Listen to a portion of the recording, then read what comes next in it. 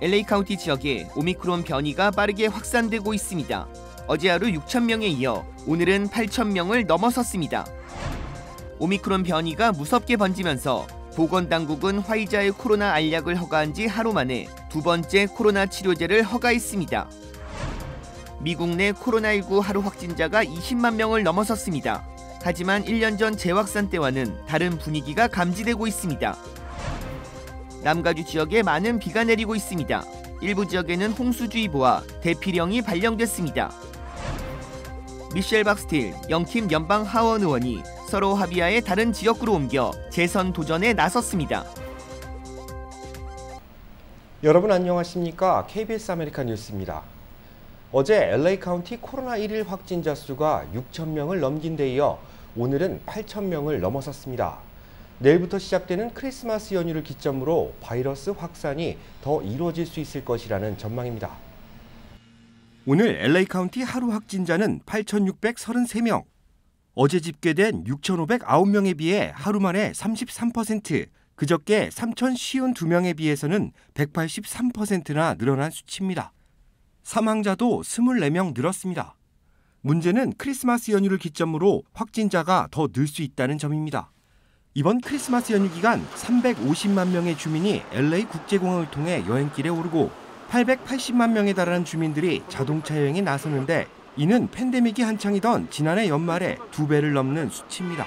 타주에 있는 가족을 찾거나 휴양지를 방문해 연휴를 즐기는 사람들이 많아지는데 그만큼 바이러스에 노출될 수 있는 확률도 높아질 것으로 보입니다. 병상 확보도 문제입니다. 현재 LA 카운티의 입원 환자는 770명 수준이 유지되고 있는데 확진자가 더 늘어날 경우 수용 한계치에 부딪힐 수 있기 때문입니다. LA 카운티 보건당국은 모임에 참석하는 경우 반드시 마스크를 착용하고 부스터샷을 맞지 않은 경우 신속히 백신 접종에 나서야 할 것이라고 강조했습니다. 식품의약국이 화이자 경구용 치료제를 허가한 지 하루 만에 두 번째 코로나 치료제를 허가했습니다. 김양순 기자가 취재했습니다.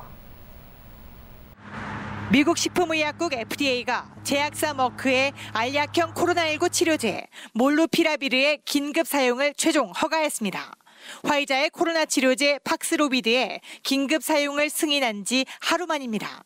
몰루피라비르의 처방은 한 번에 4알씩 하루 2번, 닷새간 복용하게 돼 있습니다.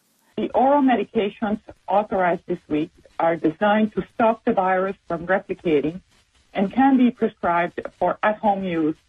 미 FDA는 다만 몰루피라비르의 사용을 고위험군 성인이 코로나에 감염됐을 경우 다른 치료제에 대안이 없을 경우로 한정했습니다. 뼈와 연골에 영향을 미칠 수 있어 18살 미만에는 사용할 수 없고 가임기에 남성과 여성 모두 사용이 권장되지 않습니다. 미 FDA는 머크의 치료제가 중증 예방도 30%로 화이자의 88%에 비해 효능은 크게 떨어지지만 둘 다 오미크론 변이에 효과가 있는 것으로 나타났다고 밝혔습니다.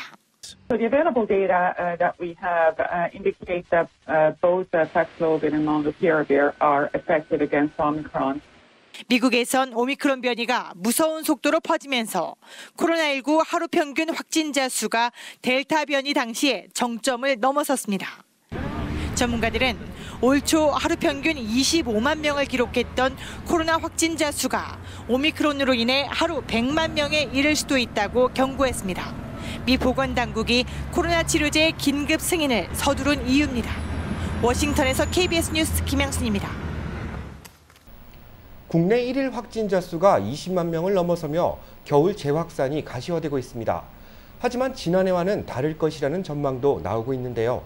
어떤 점이 같고 어떤 점이 다른지 윤범수 기자가 짚어봤습니다. 지금의 코로나19 재확산은 정확히 1년 전의 상황과 흡사합니다. 지난해 11월 추수감사절을 전후해 미국 내 1일 확진자 수가 10만 명을 넘기 시작했다는 점, 12월 들어 20만 명을 넘어선 것도 현재의 흐름과 비슷합니다. 1년 전에는 영국발 변이 우려가 크게 불거졌고 지금은 오미크론 변이가 확산을 부추기고 있다는 점도 비슷합니다. 우려할 점은 지난해 12월이 정점이 아니었다는 것입니다. 크리스마스 연휴를 넘긴 이후 신규 확진자 수는 폭발적으로 늘어나기 시작해 올해 1월 8일 1일 확진자 30만 명을 넘기며 최고 기록을 세웠습니다. 불과 3주가 채 안 된 시점에 미국 내 지배종이 된 오미크론의 전파력을 감안하면 다음 달에는 1일 확진자 수가 1년 전 최고치를 넘어설 수 있습니다. 하지만 단순히 수치상의 집계만으로 비교하기엔 무리라는 분석도 있습니다. 워싱턴 포스트가 CDC와 연방보건부, 존스 홉킨스와 각 주정부 집계를 종합한 최근 28일간의 코로나19 현황입니다. 하루 확진자 수는 39% 늘었지만 사망자 수는 6% 증가에 그쳤고 중증 입원 환자 수 증가율은 0%대를 기록하고 있습니다. 오미크론 변이가 전염력은 강하지만 중증으로 악화되는 비율은 낮다는 것입니다. 백신 접종 규모도 1년 전과는 다릅니다. 지난해 12월 불과 400만 명 정도가 1차 백신 접종을 마쳤던 것에 비하면 지금은 전체 인구의 60%가량인 2억 명 이상이 2차 접종까지 마쳤고 인구 4명당 1명꼴로 부스터샷 접종도 이뤄졌습니다. If you look at what things were like a year ago, it's infinitely better now than it was, but it's still not where we want it to be. You have to admit that. Right. The government has now put out 10,000 centers that are giving away free tests, have invested $3 billion to make 200 million to 500 million tests available per month.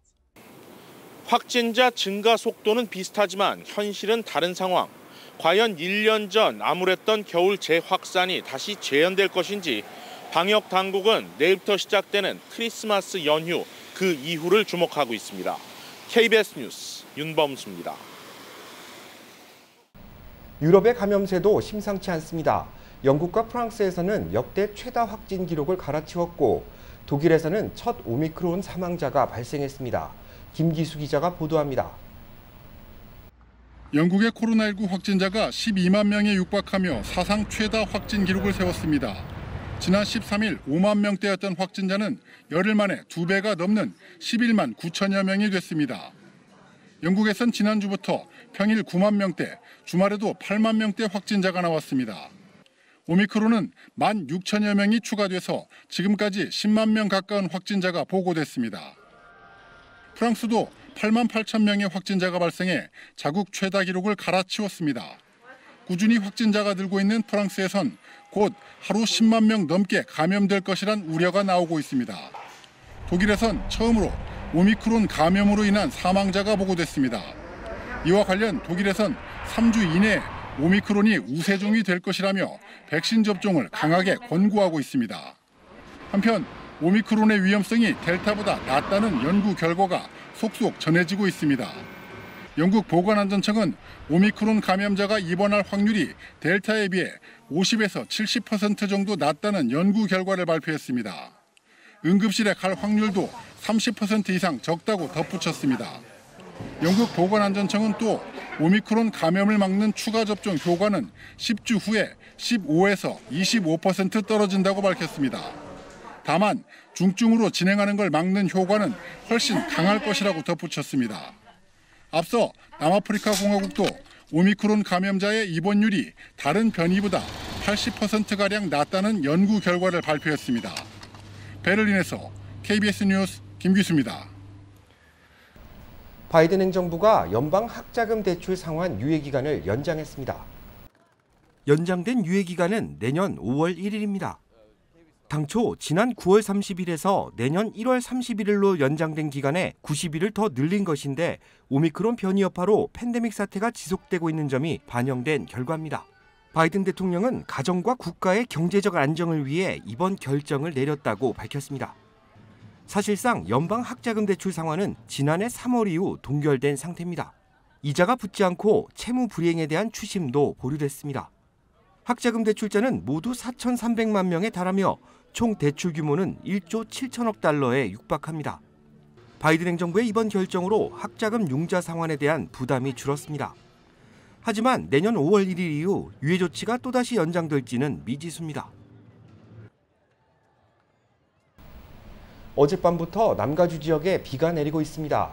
일부 지역에는 홍수주의보와 대피령까지 내려져 주민들의 주의가 요구되고 있습니다. 박시몬 기자가 보도합니다. 어젯밤부터 남가주 지역에 많은 양의 비가 내리고 있습니다. 줄기차게 내리는 비에 할리우드를 비롯한 LA 한인타운은 출퇴근 시간 교통 정체 현상을 보이기도 했습니다. 기상청은 비가 내일 오후 잠시 그쳤다가 성탄절인 모레 다시 내릴 가능성이 높다고 내다봤습니다. 이번 비로 오렌지 카운티를 비롯해 샌버나디노와 리버사이드 카운티 일부 지역은 오전부터 홍수주의보와 함께 대피령이 내려졌습니다. 특히 오렌지 카운티 당국은 조금 전인 저녁 8시를 기해 본드 화재가 있었던 실버라도와 윌리엄스 등의 지역에 대해 주민 강제 대피령을 발령했습니다. 쏟아지는 폭우는 돌발 홍수로 이어질 수 있어 각별한 주의가 요구되고 있습니다. 오렌지 카운티 당국은 장애가 있거나 도움이 필요한 주민들은 지역 셰리프 사무실로 연락을 하기를 권하고 있습니다. 이와 함께 반려동물을 맡겨야 하는 경우 역시 지역 동물센터로 연락하면 됩니다. 한편 이번 크리스마스 연휴를 맞아 여행길을 떠나는 여행객들 역시 주의가 요구됩니다. 많은 양의 비로 인해 교통 정체 현상과 사고의 위험이 높아지기 때문에 미리 숙지하고 움직여야 합니다. 국립기상청은 이번 비로 피해가 우려되지만 그동안의 가뭄을 해소시키는 데는 도움을 줄 것이라고 전했습니다. 올해 캘리포니아는 80%가 극심한 가뭄을 겪었으나 오늘 내린 비로 인해 다소 해소될 전망입니다. KBS 뉴스 박시몬입니다. 며칠 전 선거구 재조정 여파로 오렌지 카운티 지역 한인 정치인들의 지역구 변화가 예상된다는 보도 전해드렸는데요. 미셸 박스틸 영김 연방 하원 의원이 다른 지역구로 옮겨 재선에 도전할 것을 결정했습니다. 김경희 기자가 보도합니다. 47지구 미셸 박스틸 연방 하원 의원은 새롭게 재조정된 오렌지 카운티 45지구에서 내년 재선에 나서겠다고 밝혔습니다. 45지구는 웨스트민스터와 가든글로브, 파운틴밸리 등을 포함하고 있습니다. 미셸 박스틸 의원은 지난해까지 사이프레스와 로스 알라미토스 지역 등에서 슈퍼바이저로 활동했기 때문에 재선에 강한 자신감을 보였습니다. 특히 아시안 유권자의 표심을 잡으면 승리할 가능성이 높다고 내다봤습니다. 에이션 아메리칸들이 사인한 사람들 말고 보링 에이지가 지금 한 40% 정도가 되거든요. 그래서 이쪽 디스트릭이 제가 많이 연결이 되고 가까울지 않을까, 그래서 이 자리를 뛰게 된 거예요. 아시안 유권자가 많은 지역이다 보니 제이첸 중국계 후보도 45지구에서 출마를 선언했습니다. 그러나 미셸 박스틸 의원은 재선에 걸림돌이 되지 않을 것으로 보고 있습니다. 영 상대를 작년에 뛰어서 지고 그 전에 컨그레스맨 에드 로이스 상대를 2번 더 뛰어서 3번째 진 사람인데 이사까지 하면서 이 동네로 와서 이 동네 이슈를 제대로 알 수 있을까, 그렇게 생각해요, 저는. 39지구 영킴 하원 의원은 40지구에서 재선에 나섭니다. 40지구는 요바린다, 치노힐스 등을 포함한 공화당 강세 지역으로 영킴 의원에게 유리할 전망입니다. 내년 재선에는 조금 더 보수 성향 유권자가 많은 이런 전통적인 보수 지역이 합쳐진 새로운 40지구를 출마했기 때문에 조금 더 유리하다는 분석이 나오고 있습니다. 오렌지 카운티 지역 두 한인 연방 하원 의원들의 지역구 변경은 서로 합의하에 진행됐습니다. 저희 컨설턴트가 같아요, 영하고 저하고. 그래서 둘이 계속 상의를 했죠. 오렌지 카운티 지역은 인구 감소로 연방 하원 의원 의석수가 7명에서 6명으로 줄어들었습니다. 미셸 박스틸 연방 하원 의원은 열심히 뛰어 재선에 성공하겠다며 많은 한인들의 지지를 당부했습니다. KBS 뉴스 김경일입니다. 남가주 지역 치안당국이 크리스마스 연휴를 맞아 대대적인 음주 단속을 펼칩니다. LA 경찰국과 캘리포니아주 고속도로 순찰대는 이번 연휴 기간 음주운전 집중 단속을 펼칠 예정이라고 밝혔습니다. 이번 단속은 주요 도심은 물론 고속도로에서도 이어집니다. 도심 곳곳에서는 음주운전자 단속을 위한 체크포인트가 설치되며 고속도로에서는 음주운전 의심 차량에 대한 선별 단속이 이뤄집니다. 캘리포니아 고속도로 순찰대는 크리스마스 이브인 내일 저녁 6시부터 크리스마스 다음 날인 26일 자정까지 집중 단속을 펼칠 계획이라고 밝혔습니다. 이 기간 동안에는 음주는 물론 약물운전, 과속과 부주의에 대한 단속, 안전벨트 미착용에 대한 집중 단속이 이뤄집니다. 한편 캘리포니아 고속도로 순찰대는 지난해 크리스마스 연휴 기간 펼친 단속에서 모두 573명이 체포됐으며 음주 관련 교통사고로 38명이 사망한 것으로 집계됐다고 밝혔습니다. 지난달 물가지표가 39년 만에 최대 폭으로 올랐습니다. 상무부는 지난달 개인 소비지출 가격지수가 지난해 같은 달보다 5.7% 올랐다고 밝혔습니다. 이는 지난 10월의 5%보다 오름폭이 더 커진 것으로 지난 1982년 7월 이후 39년 만에 가장 큰 폭의 상승입니다. 변동성이 높은 에너지와 식료품을 제외한 근원 개인 소비자 지출 가격지수도 지난해 같은 달보다 4.7% 올라 역시 1982년 이후 최대폭 상승을 기록했습니다. 이는 코로나19 사태로 억눌렸던 미국인들의 소비가 늘어나는 가운데 전방위적인 글로벌 공급망 차질이 더해지면서 인플레이션 압력이 커진 결과로 분석됩니다. LA 카운티가 저소득 가정을 대상으로 인터넷 사용료 할인 혜택이 제공되고 있다고 밝혔습니다. LA 카운티는 저소득 가정과 청소년, 스몰 비즈니스 업주들의 디지털 격차를 줄이기 위해 인터넷 사용료를 매달 $50 할인해주는 온라인 지원 프로그램을 시행하고 있습니다. 이 프로그램은 코로나19 연방 지원 프로그램의 일환으로 교육과 보건 등 중요한 정보를 온라인으로 누구나 받을 수 있도록 하는 차원에서 지난 5월부터 시행됐습니다. 하지만 그동안 신청자가 저조해 보다 많은 가정이 신청할 수 있도록 차이를 없애자는 이름의 캠페인과 함께 적극적인 홍보를 시작하게 됐다고 LA 카운티 측은 밝혔습니다. 혜택 대상은 82만 2천여 가구로 추산됩니다.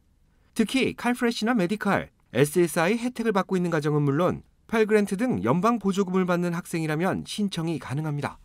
신청 접수 마감은 오는 31일이며 신청은 LA 카운티 웹사이트나 전화번호 866-696-8748로 하면 됩니다.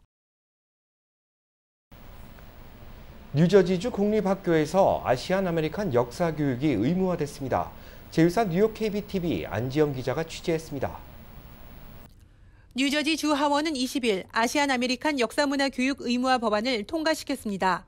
뉴저지주 500여 개 학군 내의 유치원생에서 12학년까지의 학생들에게 아시안 아메리칸 역사와 문화 교육을 의무화하는 것을 골자로 하는 이 법안은 찬성 74표, 반대 2표인 압도적 표차로 가결됐습니다. 이미 이달 초에 같은 내용의 법안이 주 상원에서 찬성 34표, 반대 2표로 통과된 바 있어 이 법안은 곧 필 머피 주지사의 서명을 통해 발효될 것으로 전망됩니다. 이렇게 되면 뉴저지는 일리노이주에 이어 아시안 아메리칸 역사문화 교육을 의무화하는 미국 내 두 번째 주가 됩니다. 이 법안의 주요한 배경으로는 코로나19로 촉발된 아시아 증오범죄 급증이 지목됩니다. 공교육을 통해 어린 학생들에게 아시안 이민자들의 역사와 문화를 제대로 교육함으로써 아시안에 대한 편견과 증오를 해소하고 혐오 범죄를 방지하는 데 그 목적이 있다고 법안의 지지자들은 전합니다. 특히 지난 11월 본선거에서 한인 여성 최초로 민주당 37선거구 주 하원 의원으로 당선된 앨런 박 의원은 두 아이의 어머니로서 이번 법안 통과에 대해 남다른 소감을 밝히기도 했습니다. 애들한테도 좋지만 더 중요한 건 다른 이제 외국 사람들이 동양 사람들이 우리 여태까지 100년 넘었는데 이번에 코비드 때문에 뭐 니네들 나라 돌아가라 그렇게 말을 하잖아요. 네, 우리 동양 사람들이 여태까지 여기도 200년 있고 다 여기 변호사들, 의사들, 가게하고 네이버스 다 이렇게 같이 있는데 왜 우리는 다르게 생각하는 거를 그걸 이제 어린 애들한테 이제부터는 이렇게 가르쳐 주는 거예요. 우리 다 미국 사람이라고요. 한편 이번에 통과된 아시안 아메리칸 역사문화 교육 의무화 법안이 시행되면 뉴저지 내 각 학군별로 아시안 아메리칸의 역사 교육을 위한 교재를 선택할 수 있으며 주 교육국 산하 아시안 유산위원회의 지원을 받아 교과 과정을 마련할 수 있습니다. 뉴저지주는 현재 전체 인구 920만 명 중 아시안 아메리칸이 11%를 차지하며 각급 공립학교 재학생의 경우 전체 128만 명 중 아시안 아메리칸이 14만 명으로 역시 11%를 차지하고 있습니다. KBTV 뉴스 안지영입니다. 올해 구세군 자선 냄비 실적이 예년보다 줄어든 것으로 집계됐습니다. 구세군 나성교회는 내일까지 이어지는 모금 활동에 한인들의 적극적인 참여를 당부했습니다. 올해 구세군 자선 냄비에 모금된 금액은 모두 4만 1,000달러. 한 번에 $10,000를 익명으로 기부한 훈훈함도 전해졌지만 지난해 같은 기간에 모금된 5만 2,000달러에는 미치지 못했습니다. 팬데믹 사태로 경기가 위축됐던 지난해보다 올해 모금액이 더 적었는데 이는 각종 정부 지원이 끊기고 물가가 올라 시민들의 여유가 줄어들었기 때문이라는 분석도 나오고 있습니다. 6주 동안 운영됐던 구세군 자선 냄비는 내일까지만 운영됩니다. 구세군 나선교회는 LA 한인타운에 마련된 자선 냄비에 적극적인 관심과 기부를 당부했습니다. 모금된 성금은 한인타운 지역 저소득층 가정을 위해 사용됩니다. 한국 정부가 박근혜 전 대통령을 특별 사면하고 한명숙 전 국무총리의 복권을 결정했다는 소식 들어왔습니다. 사면과 복권 일자는 오는 31일입니다. 하지만 이명박 전 대통령은 이번 특별 사면 대상에서 제외됐습니다. KBS 아메리칸 뉴스 마칩니다. 편안하고 안전한 성탄절 연휴 되시기 바랍니다. 고맙습니다.